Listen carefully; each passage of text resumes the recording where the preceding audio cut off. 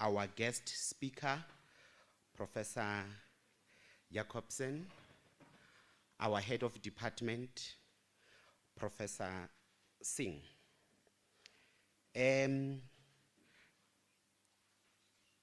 Ladies and gentlemen and honored guests, good morning. Good morning.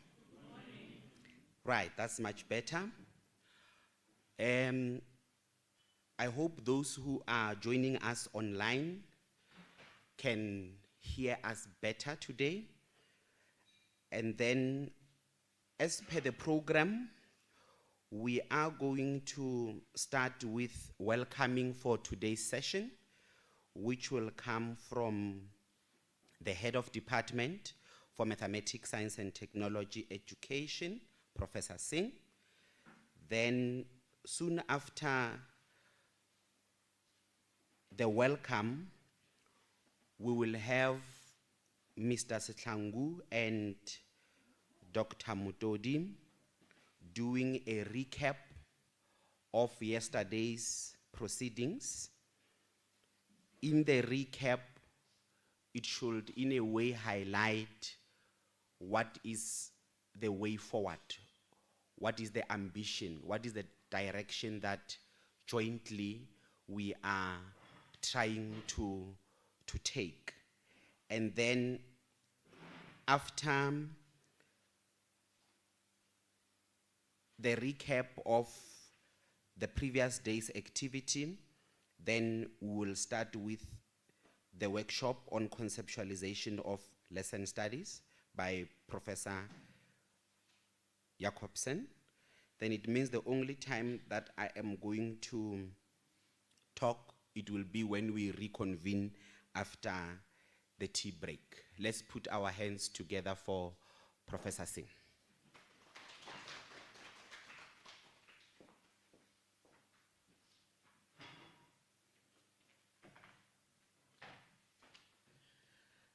Right, good morning everyone, and it's my joy and honor to be able to welcome you here right to the second day of this workshop. And at the outset, let me extend a warm word of welcome to our esteemed colleague, Professor Jacobsen. Right, thank you again, right, for yesterday, and we trust that today will be right another great day for us. We also like to extend a warm welcome to our Executive Dean, right? And we really appreciate her presence.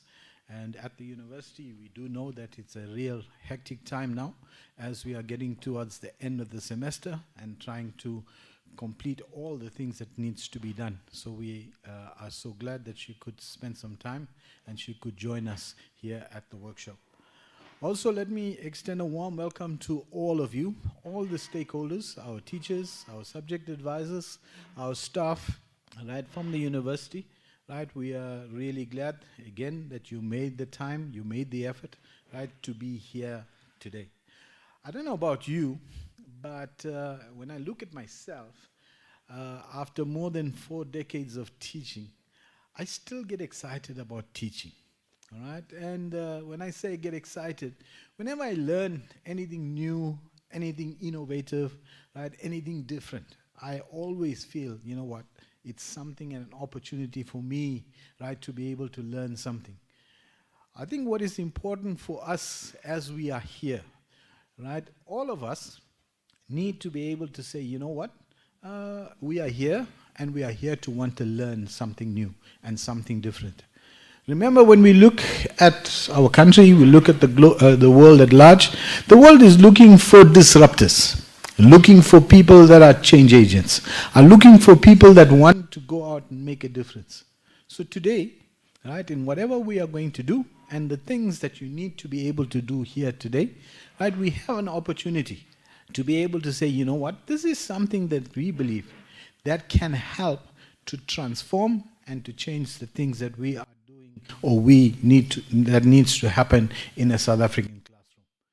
So we say to each of you, as I welcome you again, right, I trust that the day will be extremely beneficial for you, but also that the day right, will be fruitful. You would want to use the opportunity to learn as much as possible and learn from as many people as possible.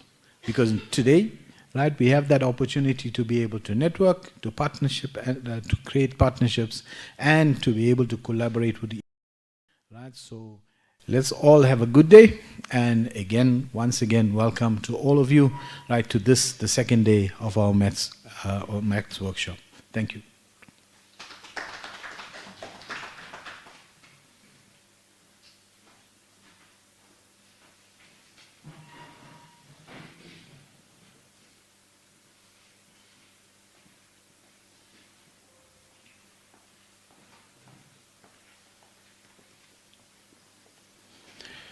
Good morning, ladies and gentlemen. I'm with Dr. Mudodi here, and we're going to do a recap of the day of yesterday's activity. So I will first start with doing the recap for yesterday, and then he will finish with the summary of yesterday's activity. And how I would wish us to use these 5 minutes or 10 minutes that we are allocated is with the person you're sitting next to, you take out a paper and we reflect on the following. The first one would be, what stood out for you in terms of yesterday's presentation about a lesson study? What stood out for you in terms of yesterday's presentation about a lesson study? This would basically look at our understanding or our different understanding of what a lesson study is and then how it should be conducted. This would help us to reflect on how we are going to, if we're going to implement it, how are we going to implement a lesson study, or how do we see us implementing a lesson study in our case? That is the question that I want us to try and answer. And then, because this would take us to the day's workshop, it will also be important that we also try to think about what is our expectation in terms of today's workshop when we are looking at a lesson study. So we are basically saying, after yesterday's presentation, we have questions which the workshop can address. So what are our expectations in terms of today's workshop? If I can give you 2 minutes to think about that.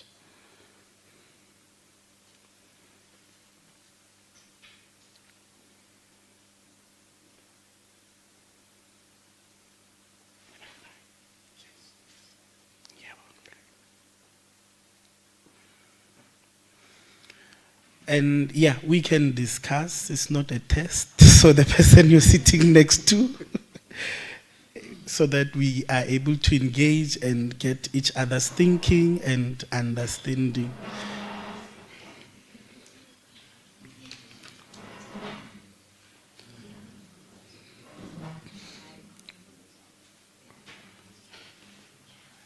We can have 3 groups. One this side, one this side. Maybe three responses. Yes. You have one person from that side, one person from this side, and one person from this side.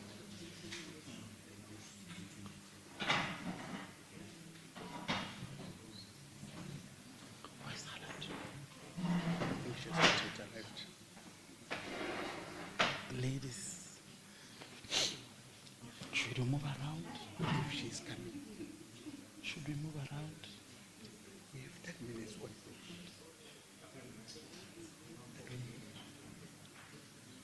Should we move around or they tell us what they want? Okay.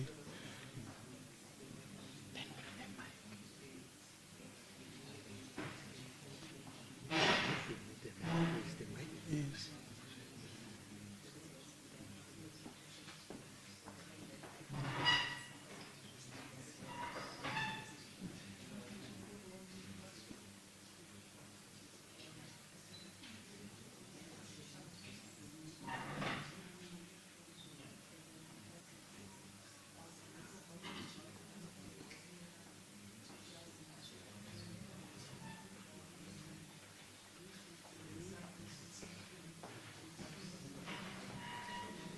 not over? Is it not over the 2 minutes? We are still discussing. Ah, Nkosi yami. Yes.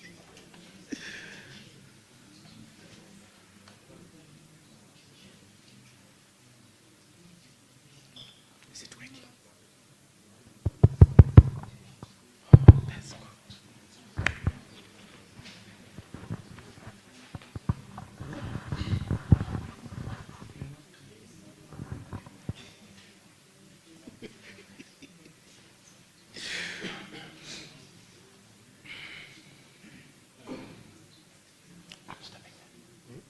I'm stopping it. How? 2 minutes is gone. 2 minutes is gone. Yeah, 2 minutes.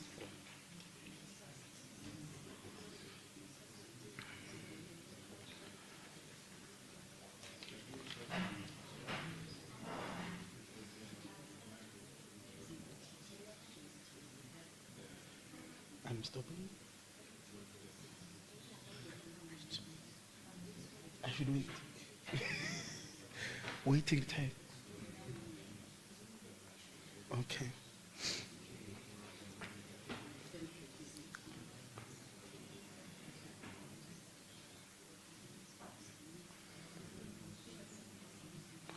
My mouth was not here yesterday. She's confused.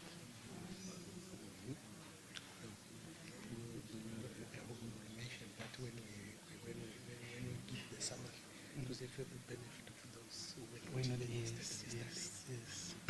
So because in the studies, we present this, and we recognize them by memorizing the answers to our questions. Right. I think the 2 minutes is fine now. Let's get the answers.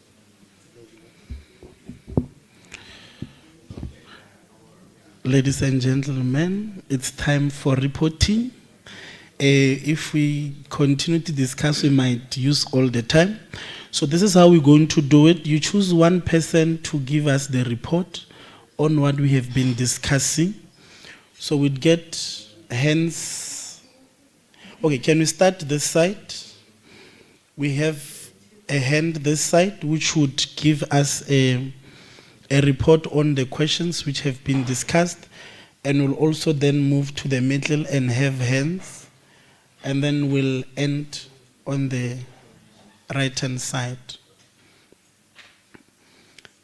This side, can we have hand this side, or someone who would report?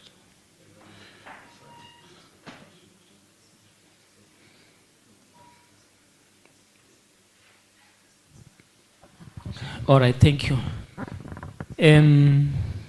For our side, we look at lesson study with emphasis on collaboration, and also we said in terms of the lesson study, educators being together, sharing of the good practice amongst themselves, and also it will help in terms of closing the content gap and how to approach it.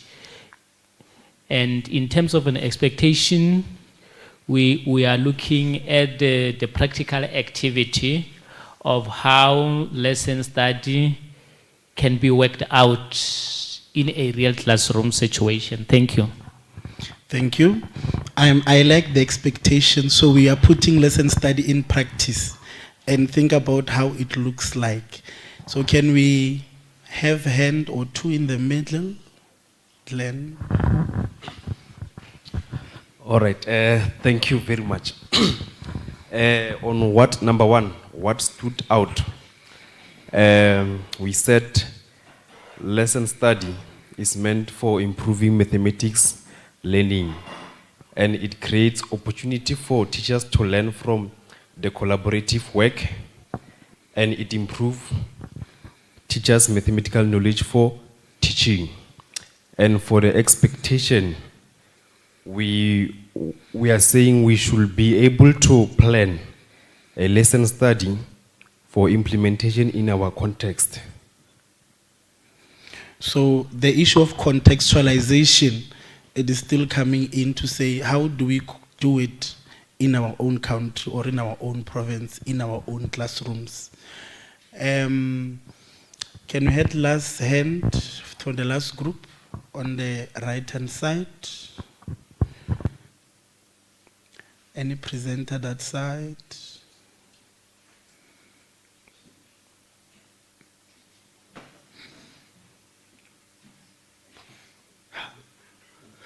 We don't have a presenter. Okay, there's a hand at the back, Dr. Mahoja.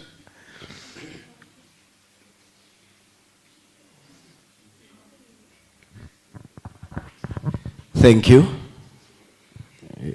What I can reflect on is basically on the forms of lesson study. If, for example, you look at what the departmental initiatives, particularly on, is it 115, 19, 1+9, because when you look at it, it excludes learners. And the question that arises is, if you exclude learners in the whole planning of a lesson study, does it take a form of community of practice, or it remains a lesson study? Because you go to that part of micro lesson when it's only teachers teaching that lesson. Thank you. So in this case, we are saying the 9+1 can still work, but we also need to bring in the issue of what would be learners' responses. We need to think about how learners will learn or whatever we are planning in terms of the 9+1. So in this case, in this workshop, we're saying it will also help us in order to look at how then can we also use the same 1+9 as a lesson study that will also incorporate us thinking about how learners will learn, how learners will respond, as well as what kind of responses would get to the learners. I think my role is done. We have an understanding of what a lesson study is. It is about improving learners' learning. It is about professional development of teachers. It is about student teachers improving on their teaching so that would inform how their learners learn. So basically today then we'll look at how then do we put it in practice in order to ensure that we all benefit. Over to you, Doctor. Thank you. Good morning, colleagues. Good teachers, they start by their lessons by recapping what they taught in their previous lessons. So I'm happy with what my colleague has done, linking what we are going to do today and what we did yesterday. So I'm also impressed by the responses from the class. Right now I'm taking you as a class. The class has responded positively, and I'm also impressed that you were sort of following what was happening yesterday. So I just want to give a summary of what transpired in our deliberations yesterday. It was about lesson study. From what I gathered yesterday, we are saying a lesson study is a teacher development practice that was originated from Japan, right? It is collaborative in nature, and it focuses on learners or classroom practice, right? It is cyclic in nature. I think from the presentation yesterday, we saw the 4 stages or the 4 steps, which are not necessarily in order, which are as follows: study and plan, teach, observe, and debrief, revise and reteach, and reflect and report. That's those are the 4 steps, right? From what I gathered yesterday, teachers work together to plan a lesson based on a common goal or common objectives to be achieved, right? Then they select one of the teachers to teach while others observe. Then the team will reflect on the lesson with the purpose of refining and improving instruction That is what a lesson study is all about from what we learned yesterday. Thank you very much.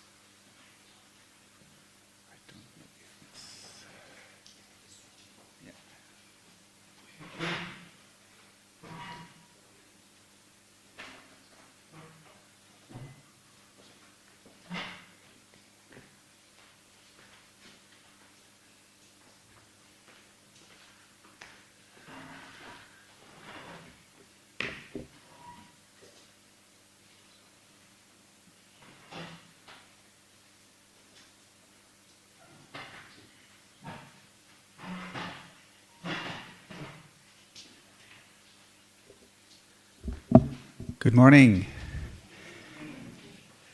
So we already heard a recap of yesterday's, so I had also prepared a recap, so we can see if we are aligned now what I think I talked about yesterday and what you think I thought about, because we heard now, but I think it was very much aligned to what I had presented or written on this presentation.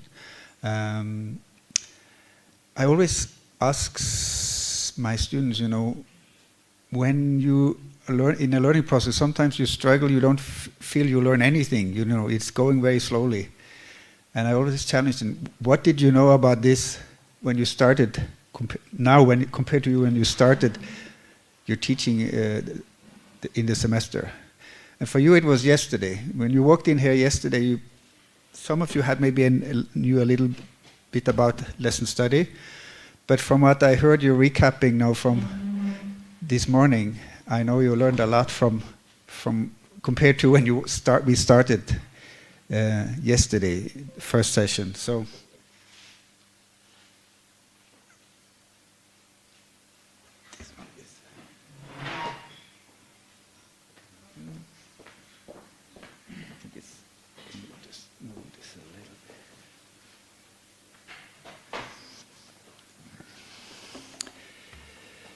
So as already is said, that lesson study, that's about teacher collaborating, studying in 1 or 2 lessons. And this lesson is called a research lesson because the teachers inquire into a relationship between teaching and pupils' learning. And the goal is to understand classroom practice and to enhance learning. And there are different models, as we already saw, and we had a recap here about different steps in lesson studies involved. Sometimes you only see 3 of them mentioned. That's the planning and preparing the lesson, the doing, that's the teaching and observing of the lesson, and then it's the seeing, which is also called the reflection of the lesson after it's been done. But you can see different versions of this. But these are, I would say, the 3 most important parts of the lesson study. Just to also recap, why does it work? Yes, it works because more than one teacher or teacher educator, if it's a teacher educator involved, they plan together and they share the responsibility for the lesson that is planned and being taught. And also because observing and interviewing students, you can also interview after. I didn't talk about that yesterday, but we talked more about observing. it gives insight into their learning. Typically it's observing, but it's also possible to interview if you are doing more research into this. And also after the teaching, this reflection makes it possible to reflect about the practice of teaching. And sharing, that's about improving knowledge, you learn from each other. So this is just a different model again, very much the same as with the 3 steps I had, but I have also put on top this with consider goals for students' learning and development. That's more related to if you want to, what is the research question you want to investigate? You have to reflect a little bit on that before you start planning the lesson. What is it really you want to investigate about students' learning? So you can add a little box on that. When I did this in first time in Malawi with teacher educators, that first box on the top, we wanted them to focus on something they thought was important for them as teacher educators. So we had a little, I'll just show what we go down here and see. Yeah, we took a little baseline study. We interviewed all math teachers at 4 teacher training colleges in Malawi and asked them what topic their students found most difficult at their time at college. You know, when they as teacher educator are teaching them, what is it their students find most difficult, and also what they thought their students found most difficult to teach when they were out in practice.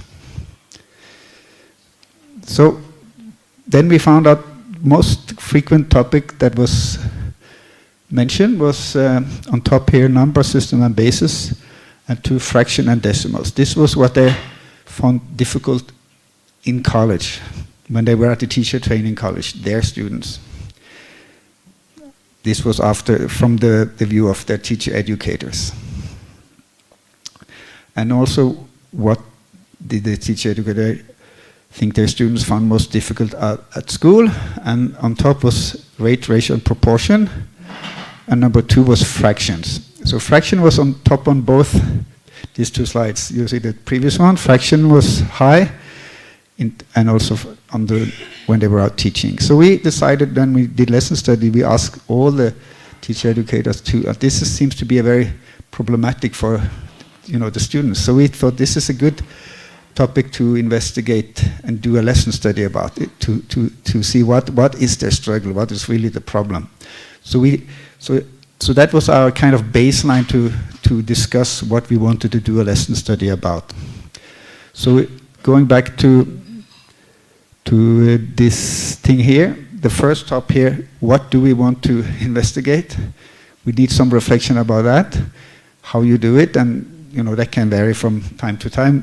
The way we did it was to kind of look around and ask teacher educator about the struggle students had, and then we digged into fractions, the teaching of fraction, and also the students' own perception of the pre-server students' perception of problems related to fractions. So today you are going to work. I'm not going to do so much up here. So it will be your time to do a lesson plan, because lesson study is making a lesson plan first before you move into teaching of the research lesson you have planned. So you need to make a lesson plan. And I don't know if you have like a standard format here in South Africa, or what you typically plan a lesson, but the form I have written here is something I picked up in Malawi, how they normally had the layout for a lesson plan. Maybe you have a standard layout, I don't know. But this is some kind of aligned with what I saw they did in Malawi. They have like grade level and subject, core element, unit, success criteria for a lesson. That was kind of something they all normally filled in. But for a research lesson, we also need a research question. What is it we want to investigate to find out about our students' learning? This is kind of first thing.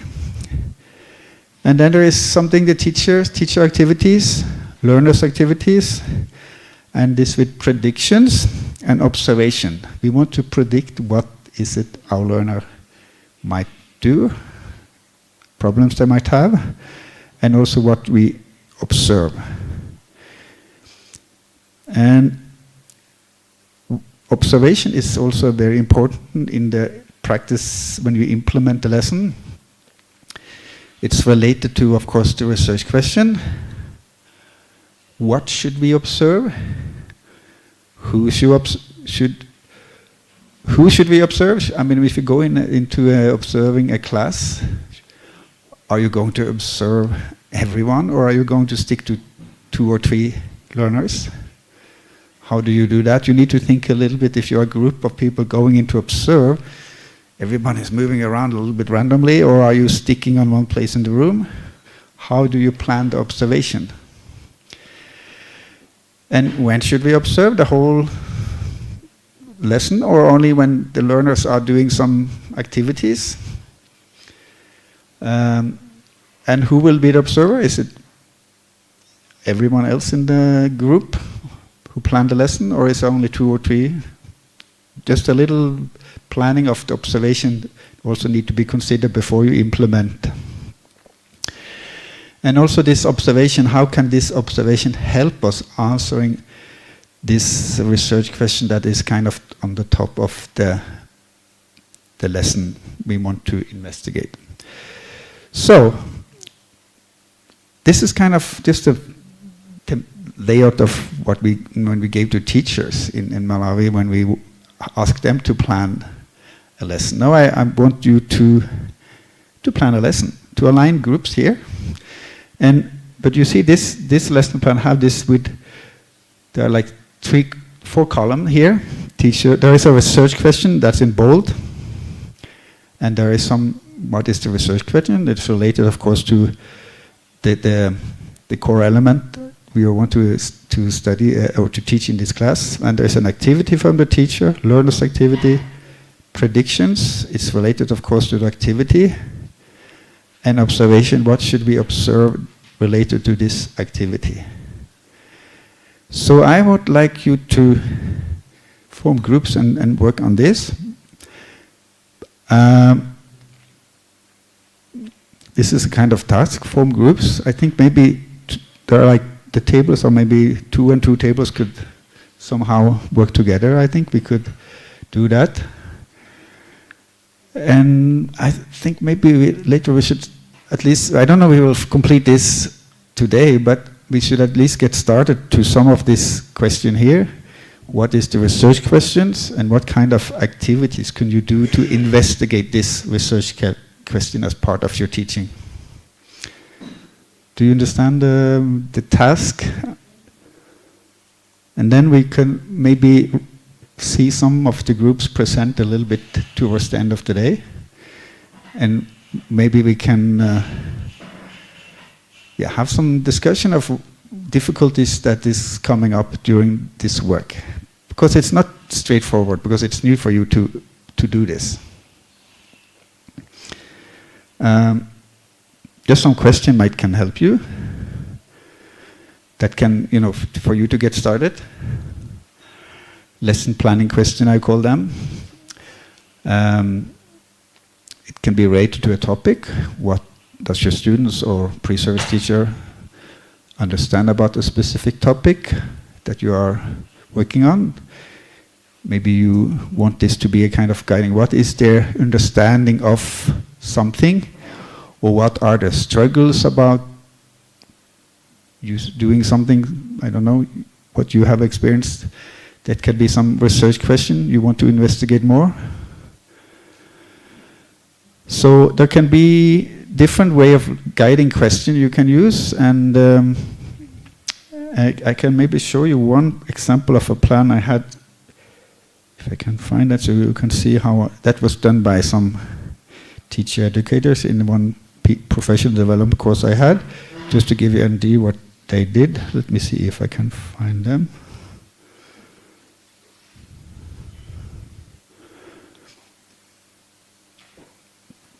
They wrote the layout a little bit different, but they had they called the title, that's like the research question, what's strategies do students use when multiplying 2 digits number by 2 digits number? They were interesting, investigated the strategies their students use. So that was pre-service teachers that were the students then.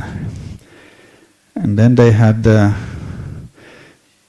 listed up activities from students and teachers, and they called points of evaluation. That was observation they wanted to do.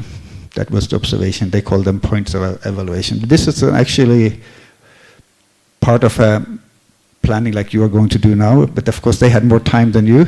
So yeah, I don't expect you to have a lined up plan like this. But to get started about the research question,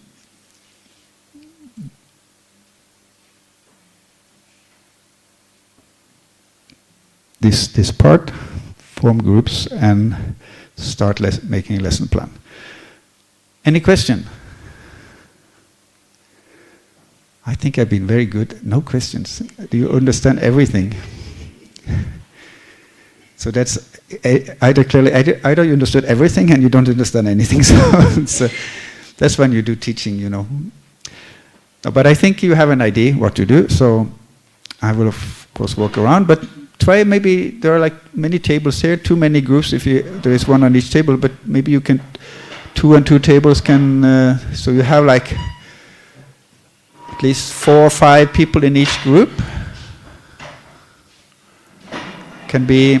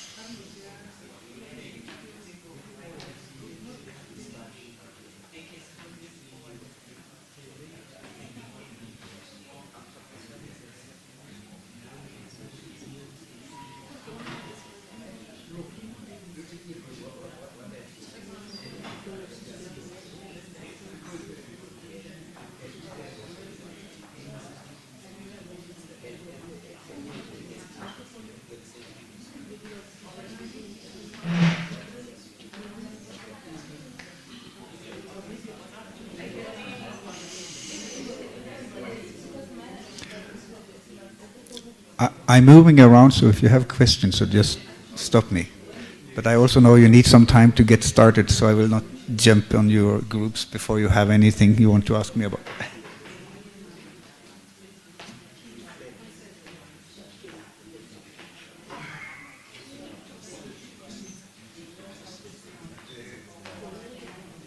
You say question? You mean this one? Yeah. These are just things you can think about.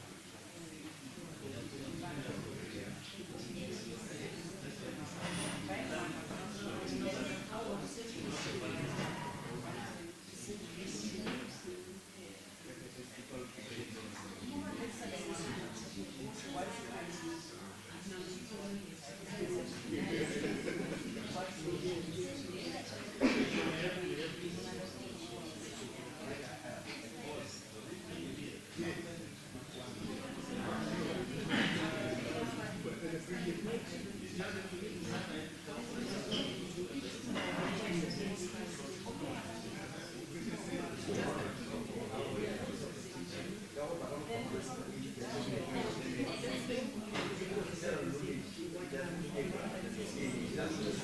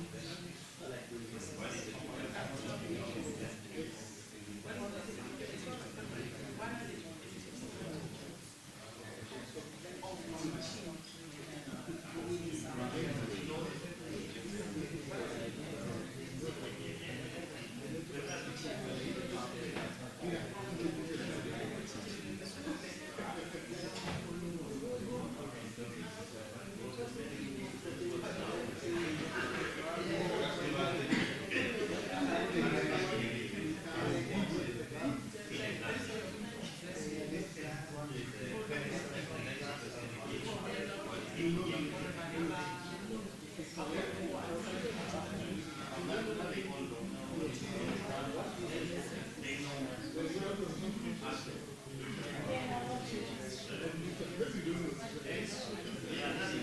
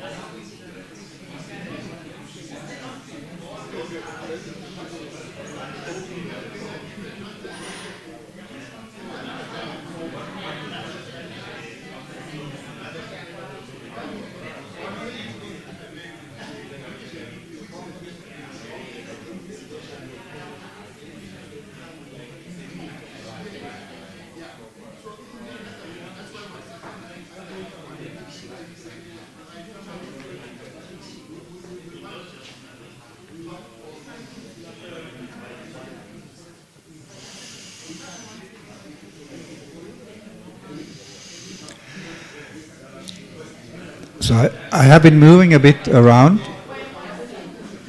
Just a comment from me.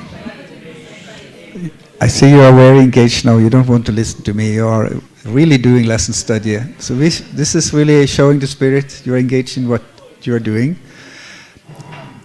I have some of the groups I've discussed with about the research questions. I know you're very engaged. That's okay. So just a comment. I observed that when you have a question, try to make it as a question that the answer is not yes or no. Can they do this? Yes or no. That's in all kind of research. Also in the lesson study, we don't like to have research question that can answer with yes and no. So instead of can they do this or that, what kind of difficulties do they have when they do this or that, or what difficulties do they encounter? Where do they struggle? And because then you need to plan an activity where you can target where does the problem arise when you're there working with them. So that's just a general idea to tips to every one of you, just to make a question that you can then make activities so you can investigate the question, and then its answer is more than yes and no. You can learn something from the answers. Okay, I will not disturb you more. You can continue.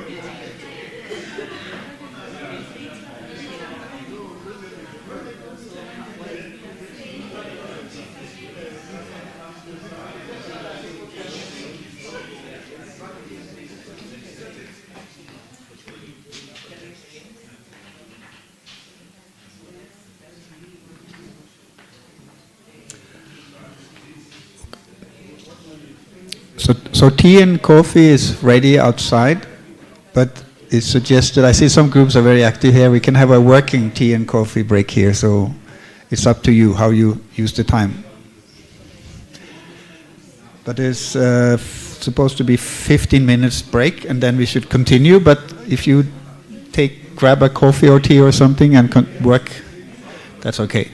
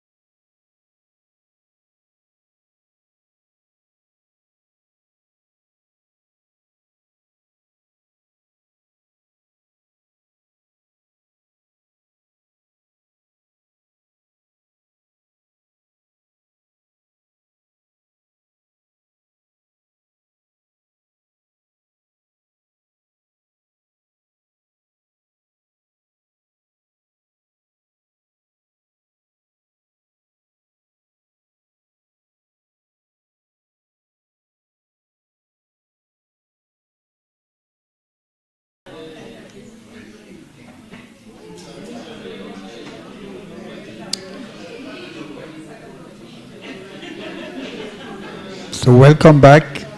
If the group maybe can, I see there are 5 groups as far as as working on the plan.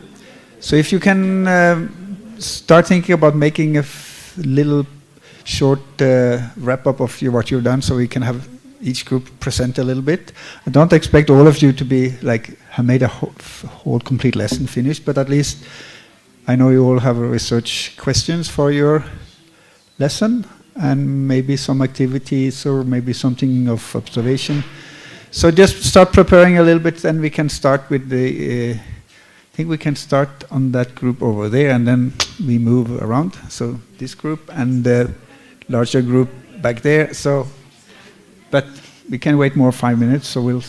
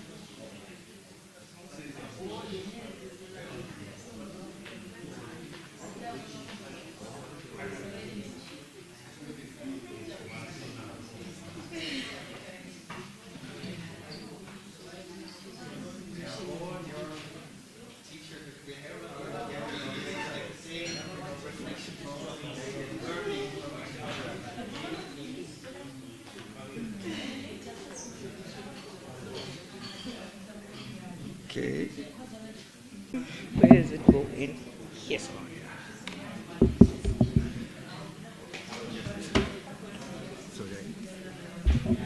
Okay, we are starting now with first group. So we will hear from. Yes, I don't know your name, so you can. Oh, thank you. It's still good morning. Good morning, colleagues. Standing before you is Namani Kineilwe. I'll be presenting as to the little that we did from our group. We are primary teachers, so the first thing that we decided to talk about a grade 5 classroom. And then we didn't really follow my presentation didn't really follow the questions that were presented. So the main question that we came up with was, what are learners' understanding of decimal fractions? So basically, in grade 5, we wanted to talk about the topic of decimal fractions. And then that is our main question. And then we discussed, what do learners already know?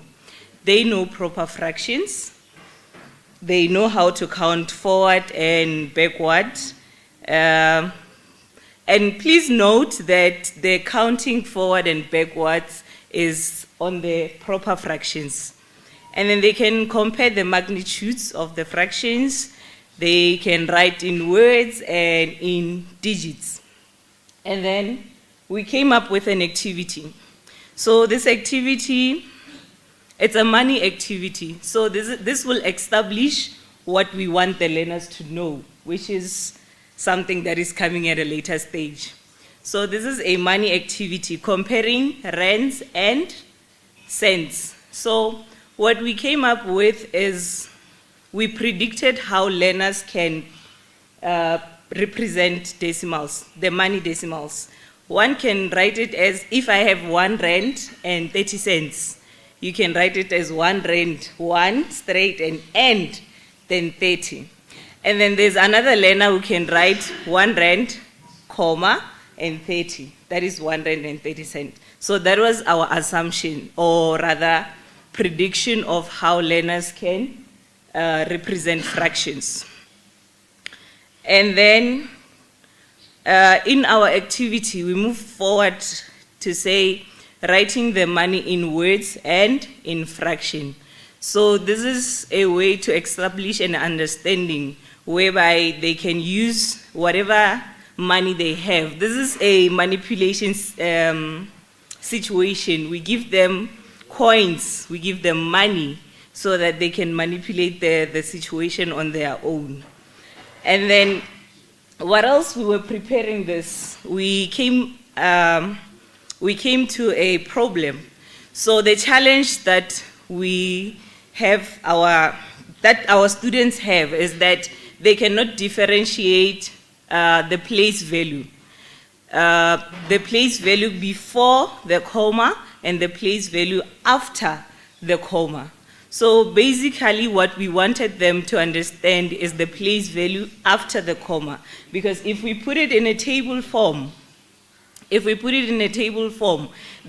is a confusion whereby they confuse the before comma place values and after the comma. So what we think the learners already know when it comes to the place values is that they know the place values before the comma, but what we are going to introduce to them is the place values after the comma. And then we came up with a strategy. The strategy of introducing the lesson of how they can compare between the two. And then it says the comparison of rands with hundreds, thousand, and etc. to the left of the decimal, and then we compare it with the numbers to the right of the decimal. And then what we came up with is that in the in the left-hand side, to get those numbers, you multiply. You know, from 1, you multiply it with 10, you get a tenth. From 1, you multiply it, from 10th, you multiply it with another 10, you get 100, and so forth and so forth. But when you go to the right-hand side of the comma, now that is new to them. That is what we want them to understand. Now, what you did on the left-hand side will be the opposite of what you did on the other side. Now we are going to divide. As you divide, then it gives you a comma 0, a comma 0, a comma 0. You know, a tenth, that is 1 over 10. You divide it, it gives you comma 1. And then a hundredth, it gives you comma 001. So now we have established what we want them to understand, that with the decimals, the place value after the comma, you divide to find how many zeros that you're going to have. And then those zeros will determine where you put your number, on which place value you put it. And that is where we have ended with our lesson study. Thank you.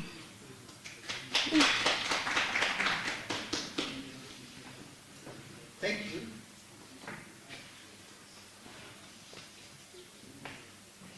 So the activities, you had a good plan of activities, but you have not yet started off, you know, observation, what you will observe. But I said that I didn't expect you to be, this should be a complete, this is a process. But there was a lot of thinking about the activities here. Did you find it useful to discuss the lesson together? I see people are nodding here that that was...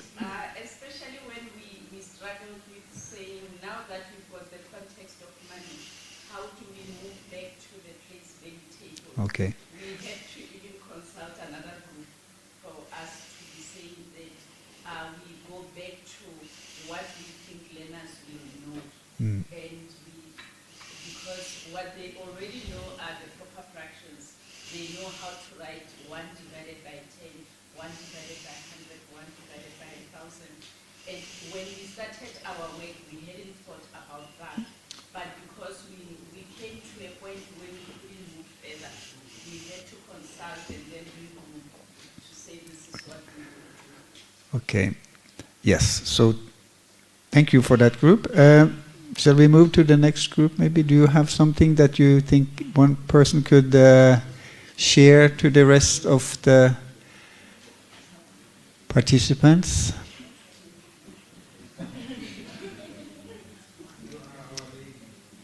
No. The larger group there, anyone who feel or you are not in...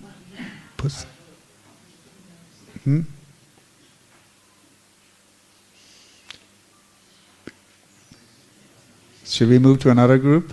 You're not ready? Okay. The group in the middle of the room here. Do you have something you can just say a little bit about your work so far? We are all in the same boat here. We are kind of nothing expected. This is not an assessment. We are just sharing ideas, half-developed ideas. Nobody expects this to be complete now. So it's half-developed ideas. Okay. We have just can come over here and so everybody can hear your.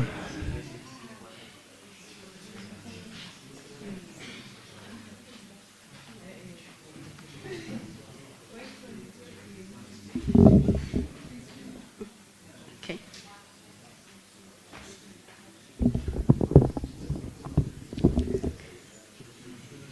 Good morning.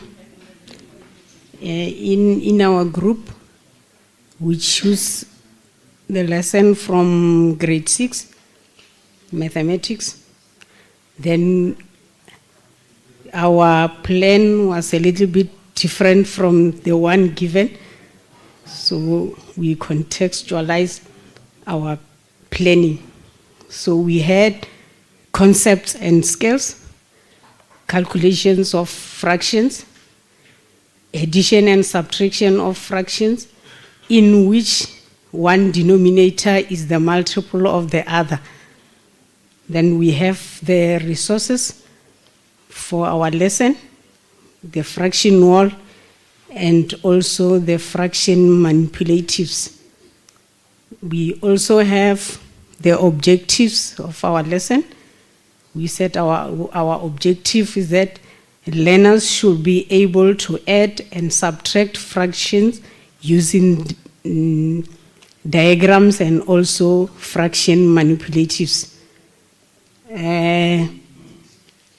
Our research question is as follows.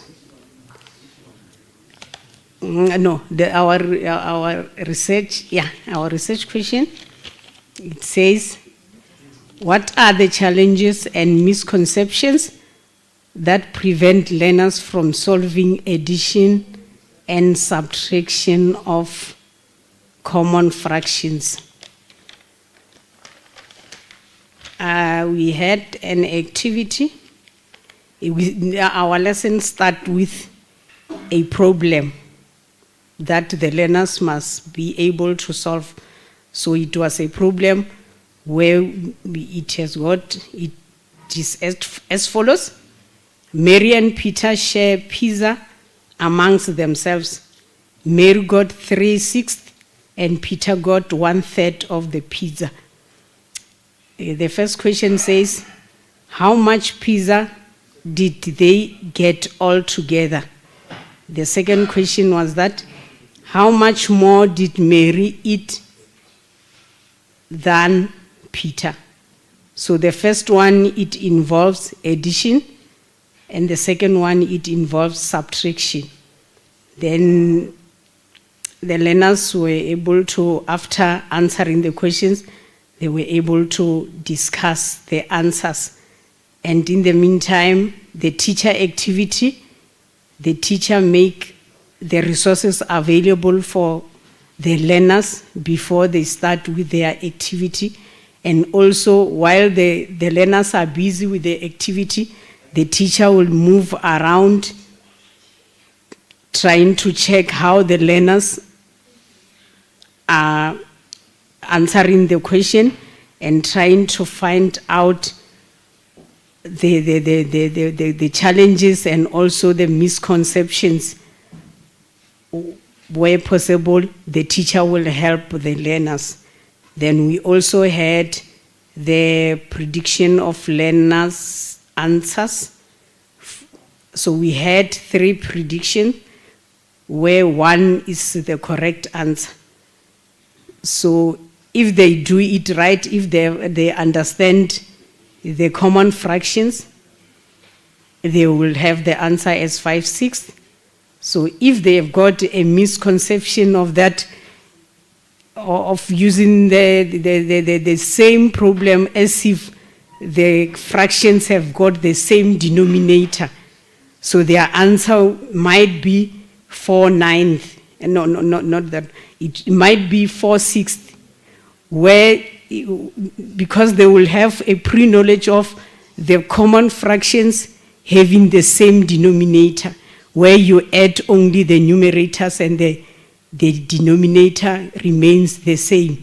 So they may also use the same concept in a wrong way in this situation where they were supposed not to use it, where they will add 3/6 and 1/3.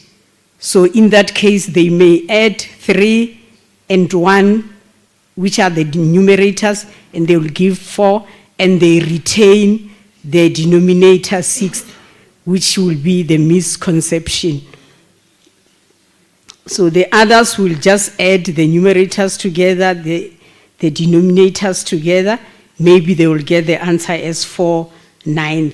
So in that case, where we see as a teacher, you see those misconceptions, this is where you will explain further to the learners so that they will do it right.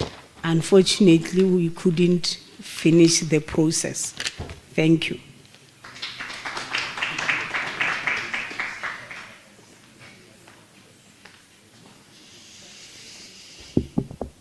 Thank you very much. Do we have one more group who would like to share? This one? Yeah? Are your group ready? The front here, yes? Let's come, please.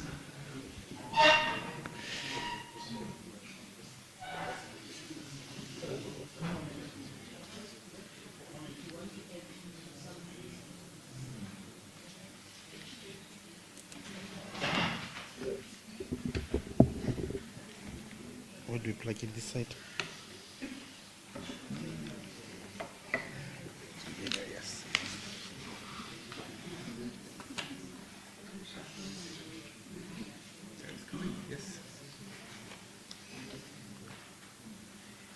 All right, good morning. With our group, we followed the template which was given, and then we are going to focus on grade 11 content there, which is mathematics, and the topic is going to be algebraic functions. And then under the concept, we are going to do interpretation of parabolic function, and then we identified the learning material or resources that which are going to be needed during our lesson. And then we are going to have textbook and worksheets. And then the success criteria there, we were still discussing and we couldn't finish. And the main research questions that are going to guide our lesson study, we are saying what are learners' difficulties in interpreting parabolic functions, and what are the causes of learners' difficulties in interpreting the parabolic functions. And then we came up with an activity of interpretation, that which requires learners to work in groups. And then learners are given the function there, which has the turning point and the y-intercept as being a 1 point there. And then we are having a set of questions whereby we are saying the first question, learners should determine the equation of our graph. And then the second question, they should determine the x-intercepts. And then these first two questions are not the questions of interpretation actually. They are just guiding questions which will help learners as they interpret the functions. The interpretation, the questions that which addresses interpretation starts with 1.3, whereby learners should give us the values of x for which the function will be greater than 0, and also where the function will be less or equal to 0. And then on 1.3.3 there, we want the values of x for which the function will be increasing, and also where it will be decreasing. Again, we also have 1.4, which still is a question of interpretation. And then we are saying for which values of k will f at x be equal to k have no real roots, and then f at x plus k be equal to 0 have equal roots. And then the teacher's activity, we agreed that they will be guided by what transpires during class, because we know the main role of a teacher is to facilitate. And then your activities basically are guided by what you see as learners are working on the activities. And then on the predictions, we couldn't get predictions for all the questions, but then the main prediction is, if you look at question 1.3, we are predicting that learners might maybe change the question to inequality. After determining the equation on 1.1, the learner might come to 1.3.1 and put the equation of a function and solve it as an inequality. Similarly with 1.3.2. And then again, that goes to 1.4.1 and 1.4.2. The learner might put the equation of a function of f on 1.4.1 and equate it to k, then try to solve for k. And then as we move forward, we are having the observations, which was agreed that since it's a lesson study, you are not going to work alone. You will be having colleagues in class. So the observations will be done during the lesson, and then evaluations can be done at later stage. Thank you very much.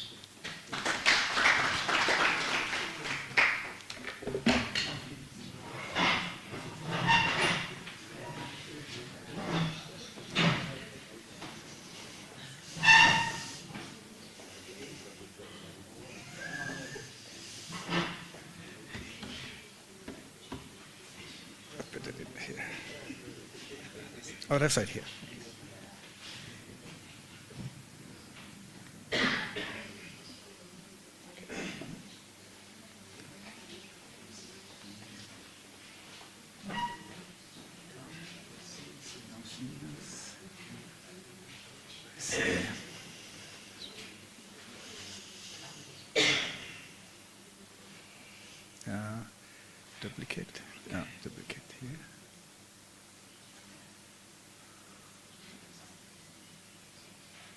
think it's coming now.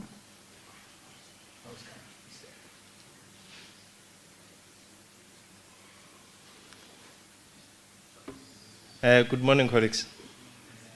Our research plan was basically meant for the grade 9 mathematics teachers, and the topic is surface area and 3D objects on space and measurement.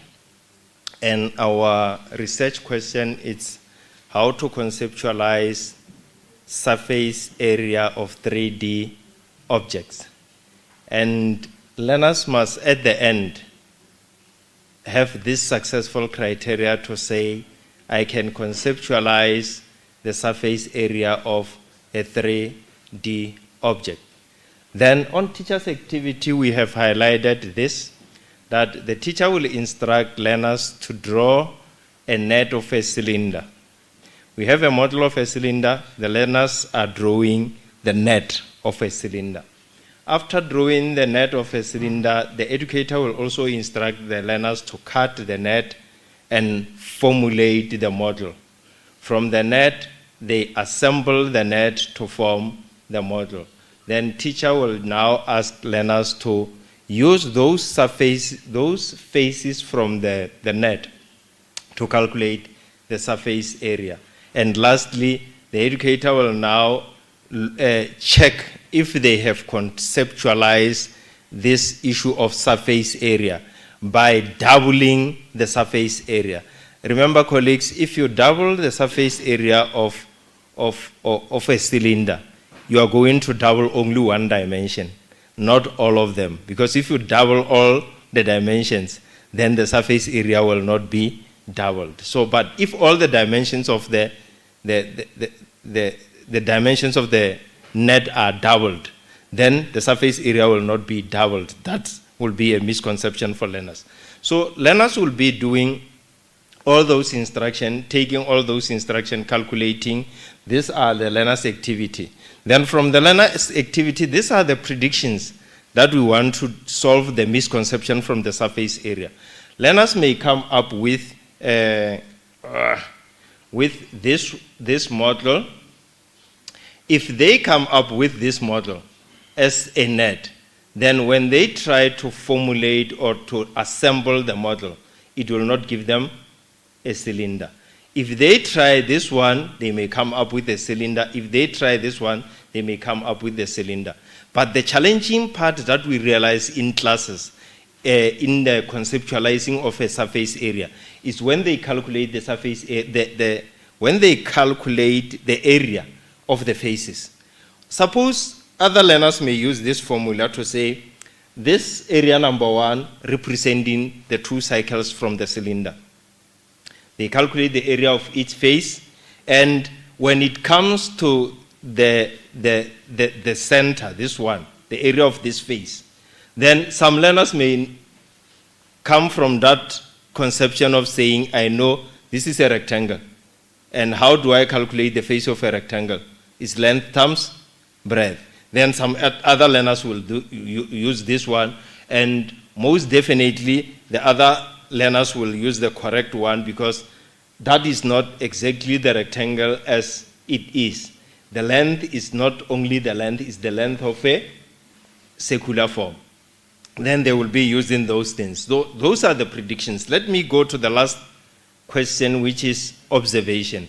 Then on observation, what to look into the classroom is that we will be looking at the material that learners are exposed to and what the educator is using. And about the teacher, can we see that the teacher is talking to learners, and how is he articulating these instructions to the learners? Is the facial expression of the individual learners in the class taking into consideration whether they understand? Because if you look into their facial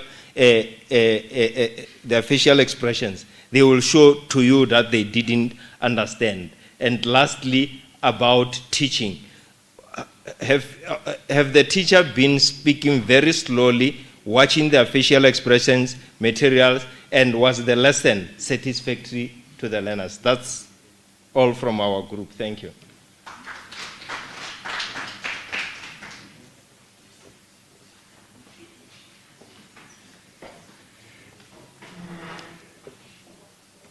Some of these questions maybe were about the teachers in a way, and not so much about, not all of them were about the learning. So I was coming back, I didn't recall exactly the research question. Again, can you, what was the research, it was about their, no, that group. How to conceptualize the surface area of radio. Yes, so, but some of the observation you mentioned again was about the teachers, the focus about the teaching itself, and not so much about, not all of them, some of them were okay, but I felt some of them were actually going more over to the teacher and the performance of the teacher. And one part of lesson study, you know, it should not be about the teacher, because it should be about the students learning. So I think that's something to reflect on. If I was going to give you feedback on that, and I will discuss this with you more, that make sure that the observation is about students learning. It should not be about the teacher, because we don't know who's going to teach actually, that's decided. And it shouldn't make, because it's all of your lessons together. So it should not be an evaluation of the one teaching, it should be an evaluation of the content and the students learning in a sense, and the struggles or whatever they focus on. So that was just a comment. Okay, time is flying here. I don't know if the last group have a... Oh. Sir?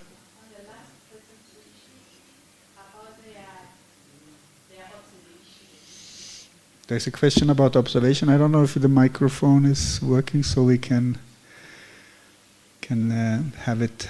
Maybe I didn't get it clear. Yes. Maybe I didn't get it clear, the observations they are going to make, because they are saying they will be looking at the facial expressions and the other things. So I'm checking as to whether are they not going to be looking at what learners are doing in order to achieve the objective which they have set, as to whether the objective is met or what? Because when looking at facial expressions, is this facial expression going to tell them that the learners have conceptualized the issue of surface area or what?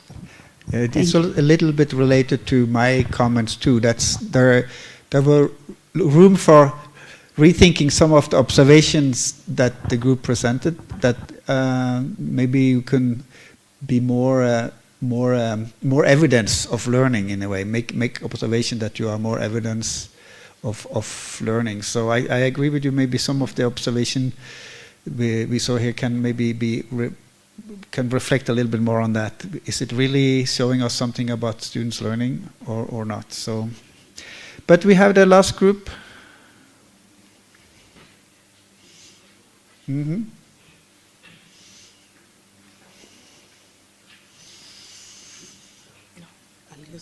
Okay, sure. That's good. Thank you. Good morning. The unit that we are focusing on is area of a 2D object. It is specifically in grade 9.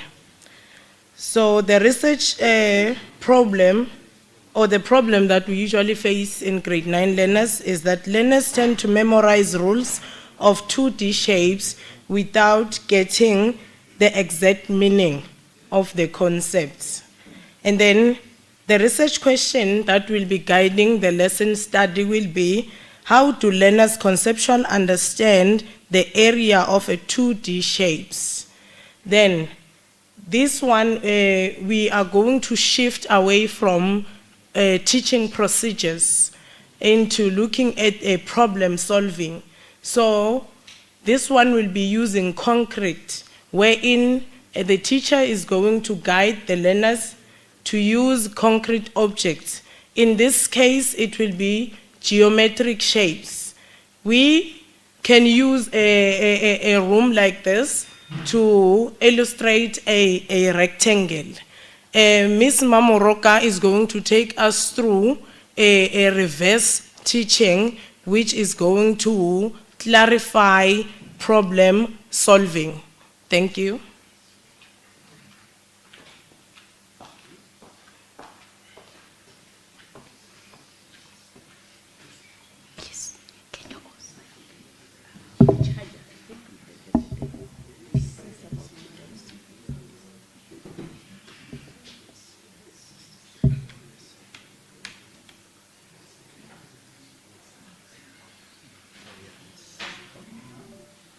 Can you also assist with the charger? I think the PC has a low bit. Can you also assist?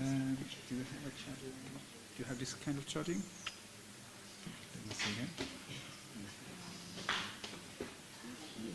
No, I have another type of charging than this. I'm afraid it's going to die. Okay. Yeah, I think you have it here. If you move it a little bit further over there, you can have it charging. So, I think it's charging now. Yes. Okay. Thank you, everyone. We have realized that.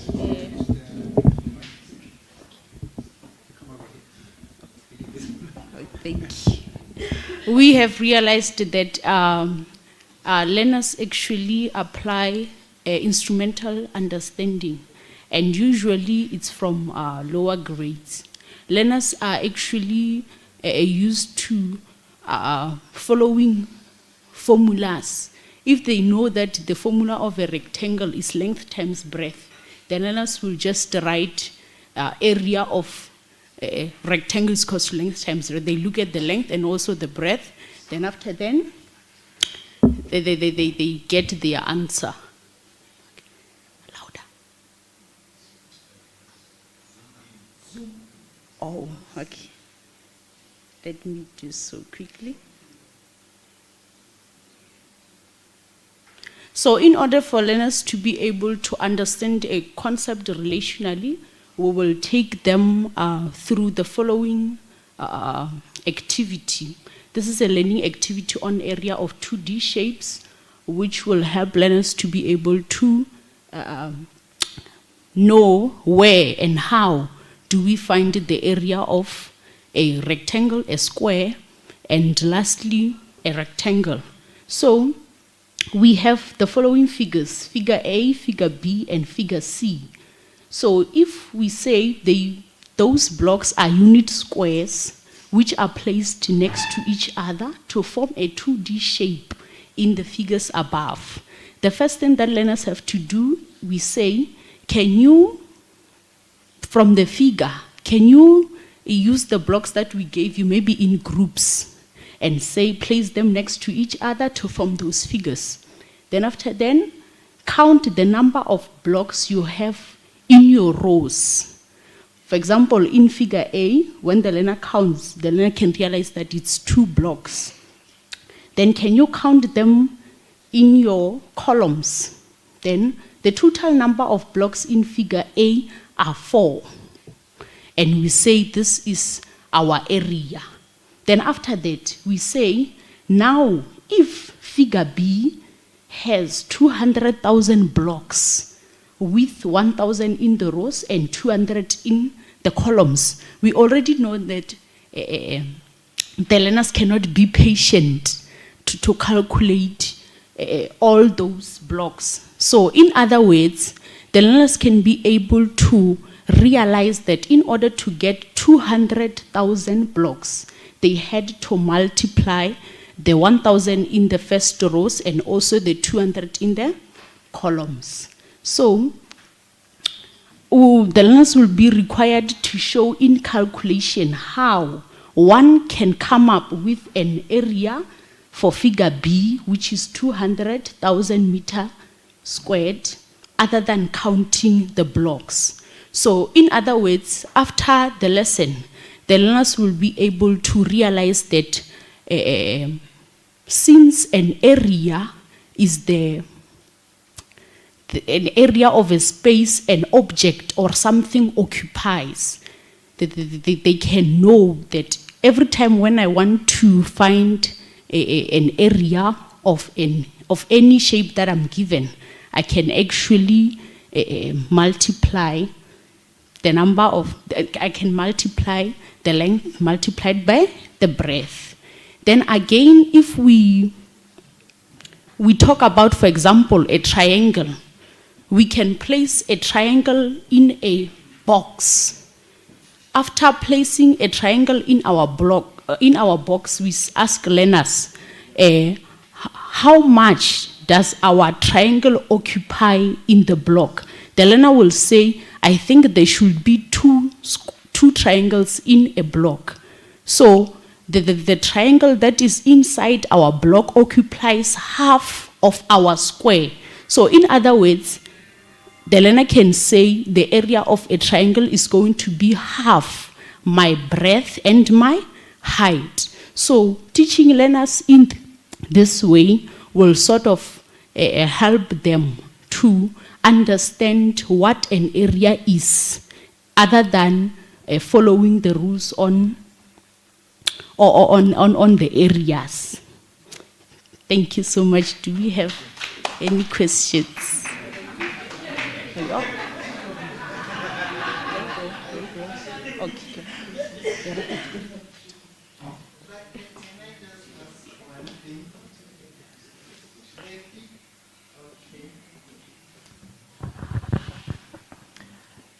The figure A and C, it's confusing in terms of the size of the blocks. Let's look at figure C and only take the 3 and only take the square out of it. The square in C, it's 9 blocks, and the square in A is 4 blocks, and they are equal. So they will be misleading to the learners. Pardon? Can I you want to respond? Guess what? They seem equal, and it will really confuse learners, because if we are just counting blocks to represent the area, so it will seem as if A, it's 4 unit squares, and the square from that C, it will be 9 unit squares, and they seem equal, like you said. So I think if we are using this approach, we must consider the scale.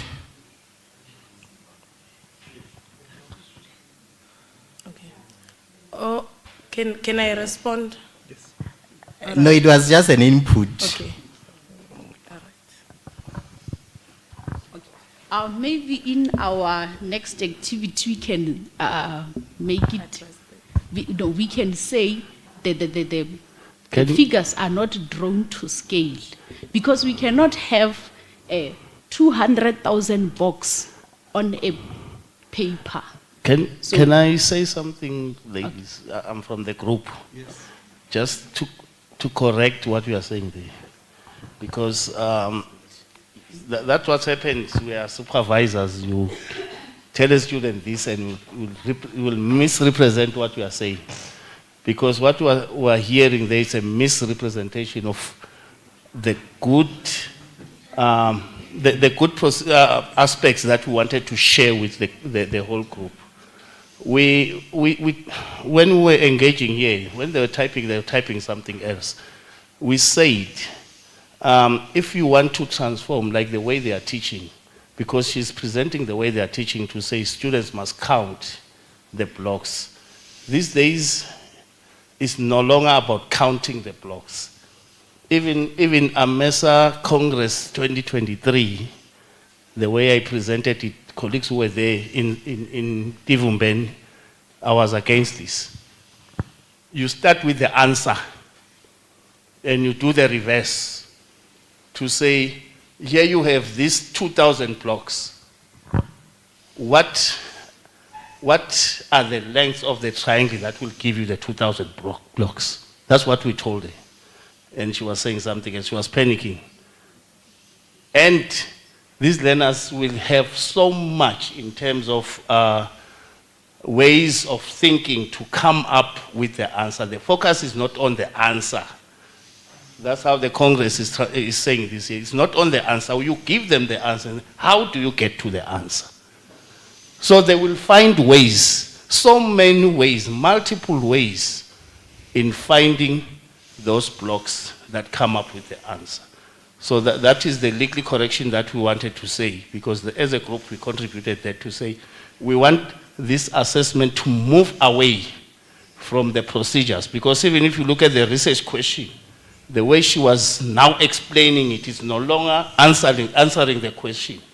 But if you do the reverse in the lesson study, learners will come up with wrong and correct answers. That is where the learning will begin, because we are saying we embrace that is wrong. So, and learners who don't do mistakes, we don't need learning that does not have mistakes, because they are not going to learn. When you say count the blocks, they will have 10 or 20.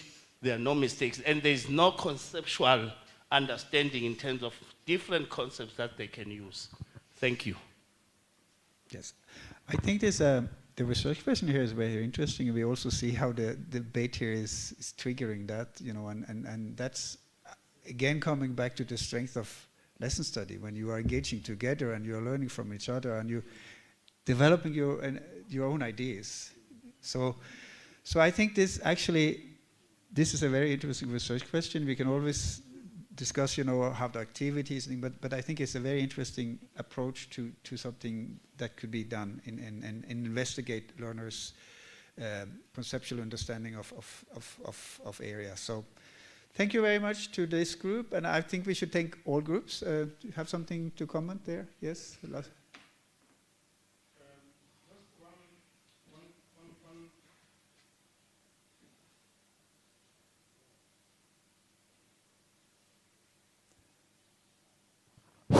Okay, thank you. Just maybe I think it's also very important that when we think about measurement, we think about two aspects of measurement. That it's possible that we can be looking at measurement on its own. It's comparison.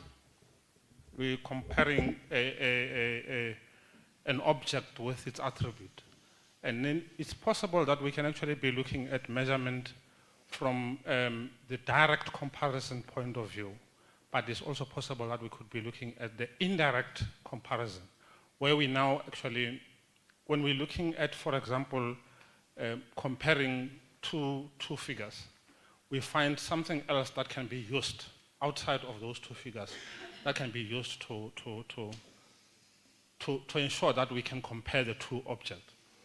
Now, when we're not looking into that, and the main idea here may be developing the idea that area is actually counting the number of squares of a particular size. So if it's in this, it may be squares of one size, but it may be squares of another size in this. But when I want to compare the two objects, I will use the same size of a square so that I can actually make such indirect comparison of the two by making use of that. But when we're looking at developing the concept of area, we're simply looking at how many squares, and the unit is the type of square in there. For example, if we're looking into the size of this floor, we can use the tiles that are in this floor, in this room. But when we go into the other,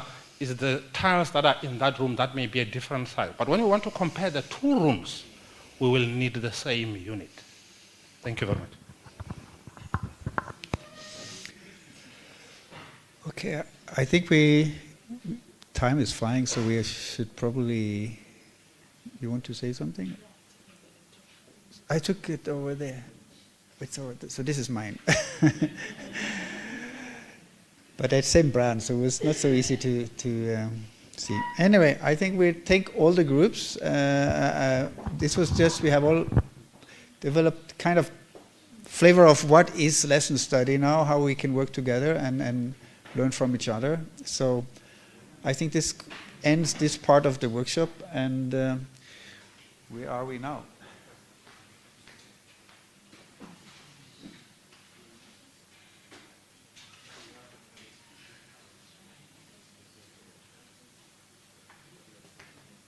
There is written on the program some reflections here now, but we are already reflected a bit on at least the group's work.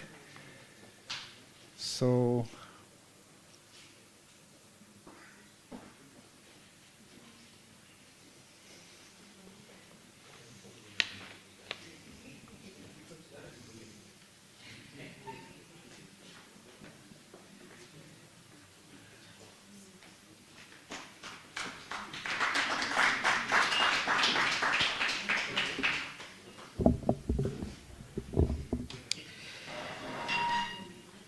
thank you, Prof, and thank you, colleagues.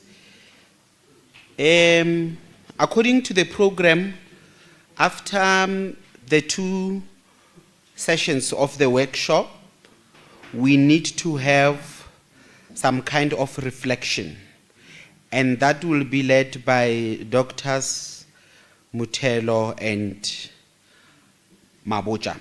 Can we give them a round of applause as they come to handle the reflections?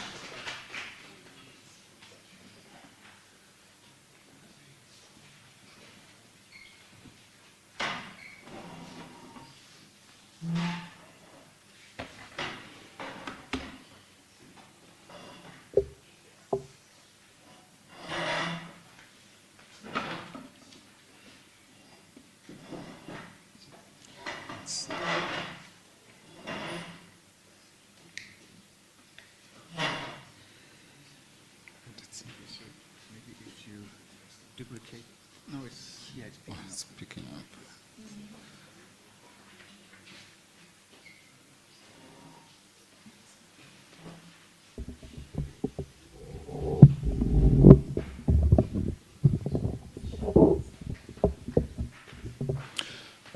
Good afternoon. The tasks that we have to do now is to reflect on the 2 workshops. But when I looked at what we were doing and in trying to make sense of lesson study, I decided to take a different route to challenge us to then say, what's next? On day 1, we were taken through what lesson study is. So we pretty much have an idea of what a lesson study is. And today, Arne took us through what it's like to be engaged in a lesson study. And what becomes an issue for me is what now from here? Given what has been presented to us in terms of what a lesson study is, we sort of have an idea that such lesson studies were carried out in Japan, in Malawi, and I think Zambia also, if I'm not mistaken. Now, what becomes an issue for us is to understand the context within which those lesson studies were carried out, so that we can have an idea of what a lesson study is and what it means to get involved or carry out a lesson study. So what it means for us is to do a serious analysis of our context. Say, for example, if you go to Japan, you'll find that in a class you have, say, 15 learners. What does it say about our context? We're working with a large group of students. What type of teachers do we have? So we need to seriously do a serious analysis of the context within which we find ourselves. And this will assist us to see how we can adapt lesson studies in our context. Do we want to do lesson studies to improve on our teaching? Do we want to do it to publish? Do we want to do it to improve on how we train teachers? So the context will determine how we can adapt lesson studies in our situation. The presentations that are made yesterday in the 2 workshops should be seen as a start for us to continue to engage on lesson studies. So this should not be seen as a workshop where we were just told on what a lesson study is, but we should see this as a start to then say, how do we continue to engage in lesson studies? And I sort of have questions that should challenge us or to get us talking. So the first set of questions are for teacher educators at the university. Can lesson study help us to improve our teacher training programs? What are the key issues to look at? Do we find lesson studies relevant in how we train teachers? Is it possible to introduce lesson study as part of the curriculum for our teacher training program? This is just something to think about. For curriculum advisors, can lesson study provide us with a different way to have a meaningful engagement with teachers in our clusters? I heard of the 1+9, 1+15. Can we adapt that? Given what we know now about lesson studies, can we adapt that and find a way in which we can use lesson studies as we engage with the teachers? How do we get teachers to start seeing themselves as central to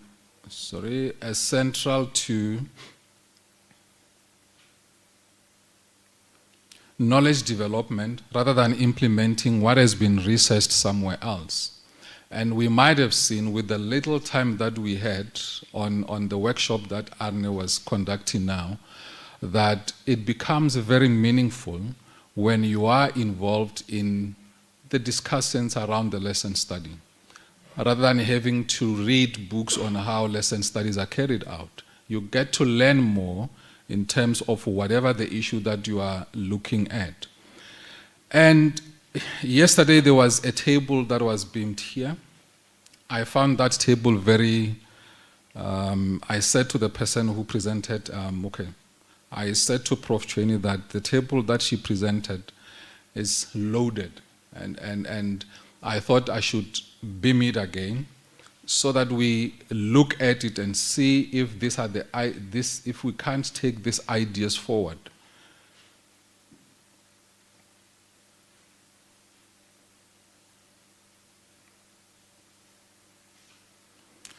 And I want us to look at these ideas here and say, is it possible for us to collaborate? For example, is it possible for teacher educators at the university to collaborate with curriculum advisors on these issues? Is it possible for us as teacher educators at the university to work directly with teachers on these issues? One of the things that stood out yesterday was that it is important to identify an idea that you want to investigate. And I find these issues as a starting point for us to start to engage on lesson studies, either with curriculum advisors or either with students or curriculum advisors working with their teachers in their own clusters. And this is what I thought I should present as a way of challenging ourselves to start thinking about how to incorporate lesson studies in what we do. And I will pause here.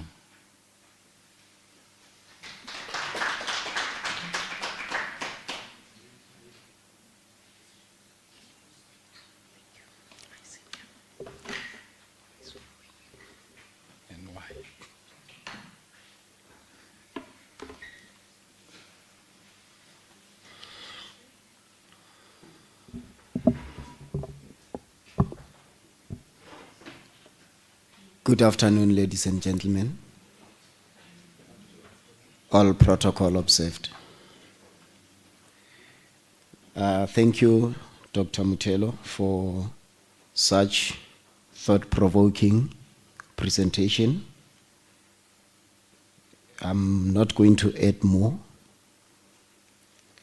I'm going to be as short as I am.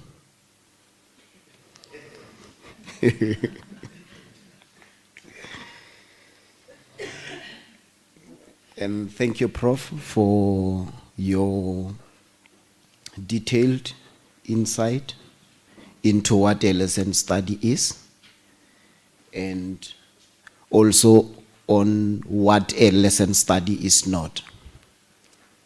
And I think that's a very critical aspect on what a lesson study is not. Because sometimes we may be engaging on something which we call a lesson study, of which it may not be. And on my reflection, I'm particularly interested on the concept of a lesson study and its cycle, because from your presentation, we begin to see a lesson study as a cycle. And the question that arises is, if a lesson study is viewed as a cycle, what will happen if one component is not addressed, or if one component is missing? And I raised this in earlier presentations led by Dr. Paul and Mr. Slangu. If one component becomes compromised in the planning process, what will happen to what we call a lesson study? You don't have to answer that question now. It's just for thinking purposes as we engage in this process. We can all agree that from what we have engaged on in today's activity or activities, learners are at the center stage. Whatever we're trying to do is to improve our teaching. And I'm happy that the department is willing to go the route of the lesson study. If we look at what they're already doing, we can begin to see elements of community of practice in their activities. But to what extent are they willing to refine or adapt or change whatever they're doing? We're not saying what they're doing is not correct. It is correct. But to what extent are you willing to adapt, to refine it such that it becomes the model of a lesson study? There is one aspect that came out from the departmental representatives, particularly on the aspect of micro lesson. And when you look at that aspect, yes, it is correct, but does it fit in with the model of lesson study? If it doesn't, to what extent can we go back and look at that aspect again? And lastly, with the initiative that you have taken, is it 1 plus 9? And is it 1 plus 15?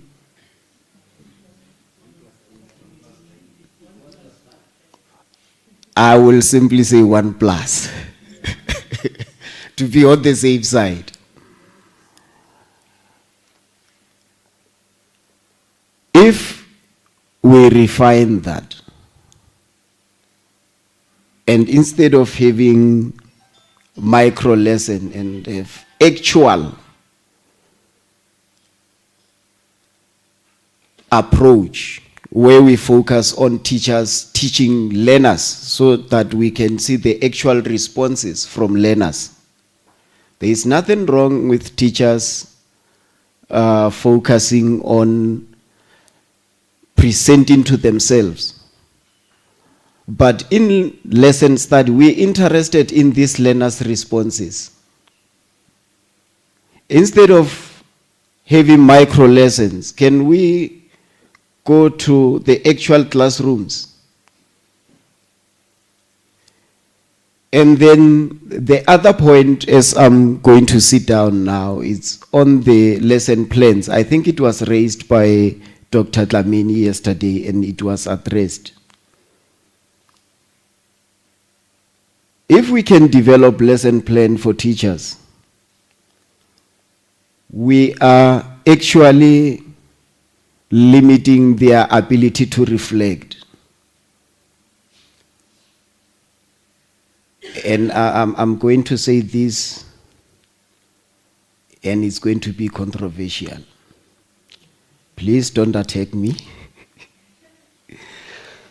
When you give a teacher lesson plan, what is it that you want the teacher to reflect on? I'm asking this question because it becomes difficult to reflect on something that you did not plan. As much as we're giving them templates that they can work on and so forth, it becomes quite heavy. They can reflect, yes, but they're not reflecting on the actual lesson plan. They're just reflecting on their implementation. So that's one area that we still need to look on. In the context of barriers that may arise as we embark on lesson plan, the reality is that yes, it is doable. Whether we're living in different contexts from Japan, other countries and all that, the contextual barriers will always be there. I believe Japan, they do have contextual barriers. But regardless of the barriers that we find ourselves in South Africa, the lesson study approach or model can still work. Thank you.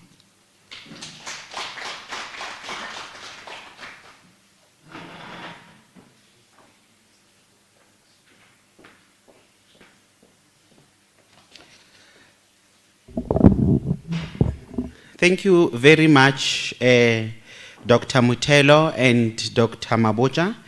Can we give them a round of applause again, colleagues?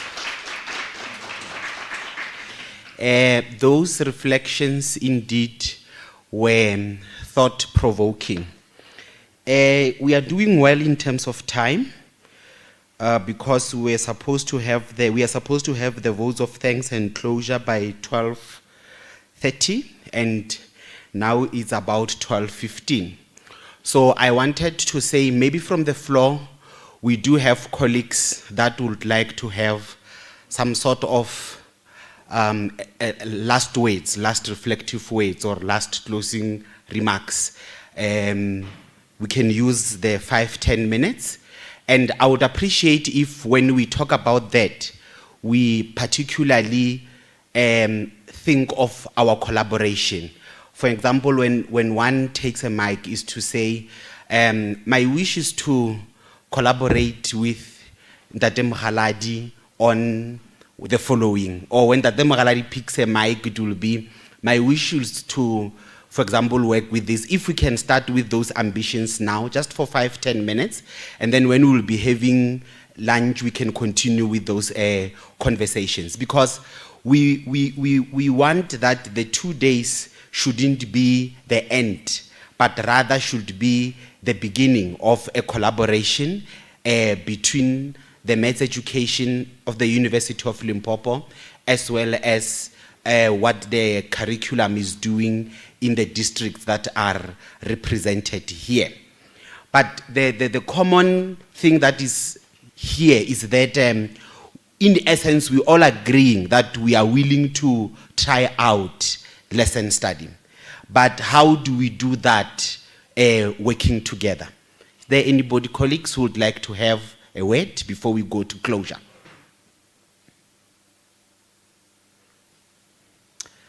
Prof. Chweni, Mr. Mpatlele,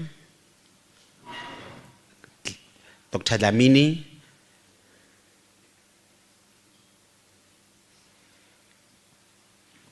let's keep them short, concise, straight to the point. Thank you.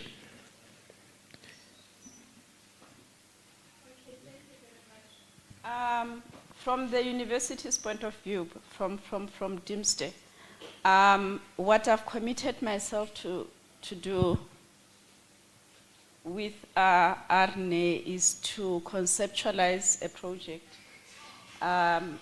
where I will draft something and send it over to him and see if it's something that is workable, so that whatever we try to do can have international influence.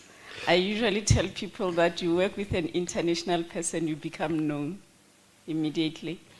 But at the same time, I would like to extend my invitation to the curriculum advisors, because I see you as strategic into buy-in by Department of Basic Education on working on a project which from our side will be a research project.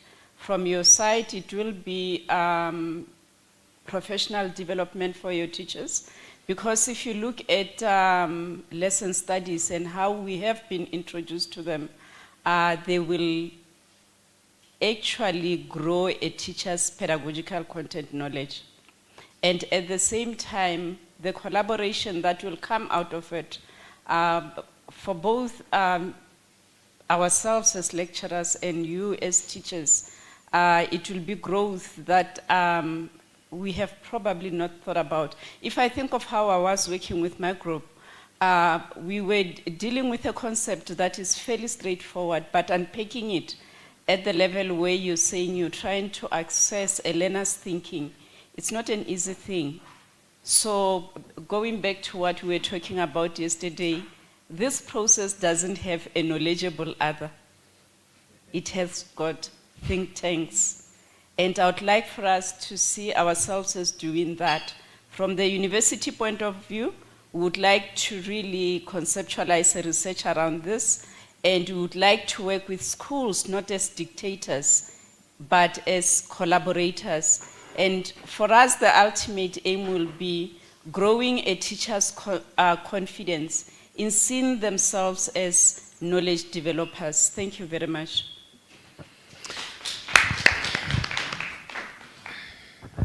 Mr. Mpatlele over there.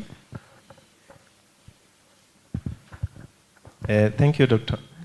With Mpatlele coming from the district in the city, correct, the district in the city, I would like to say with 4 districts in our province that are engaged in the lesson study, which is Mopani West, Mopani East, Capricorn South, and Vembe East.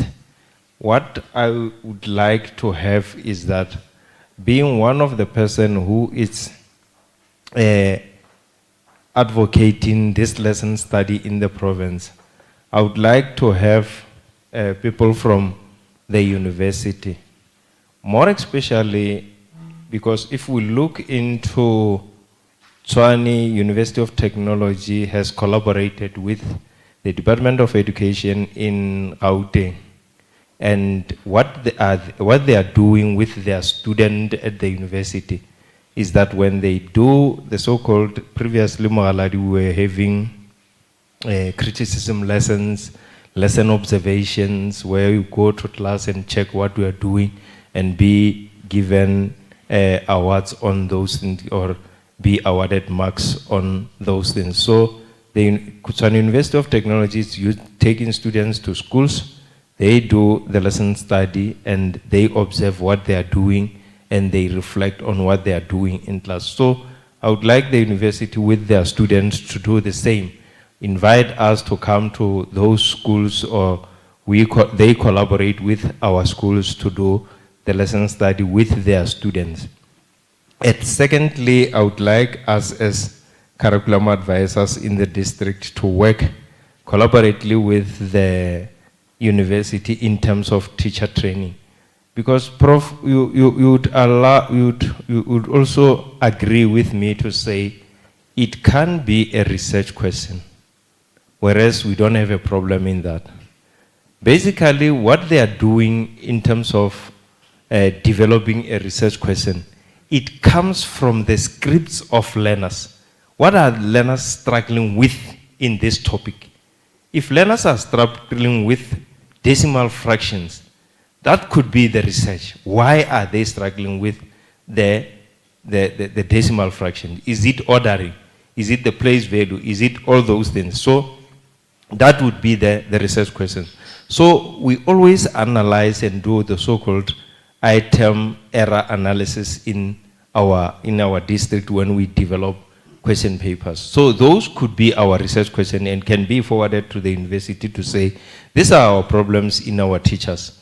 So how can we assist each other to solve this problem? And Mogaladi will agree with me, and Mpatela Khanki here will agree with me to say, sometimes when we receive learners, educators from the university, it's all the districts that they are developing the so-called training of novice teachers. We really, I don't like the term being attached to them to say they are novice teachers. They come there with content. Why are we saying they are novice teachers? They have full developed into the subject that they can teach. But when they go to class, they do something else. So maybe in our lesson study, in collaboration, we can combat that. And lastly, the university with teachers. It's also possible that we can, the university can collaborate with educators and with the agreement of the districts to say we want to do this model of research about the lesson study. Lesson study doesn't want us to take more schools. We may sample schools to do a lesson study, and if it is working, then we continue developing other schools, because the educator must be developed at a school that he is teaching or she is teaching, not anywhere else where it's not in the real situation of teaching learners. Thank you very much on that regard. Thank you. Thank you. Dr. Dlamini is the last one.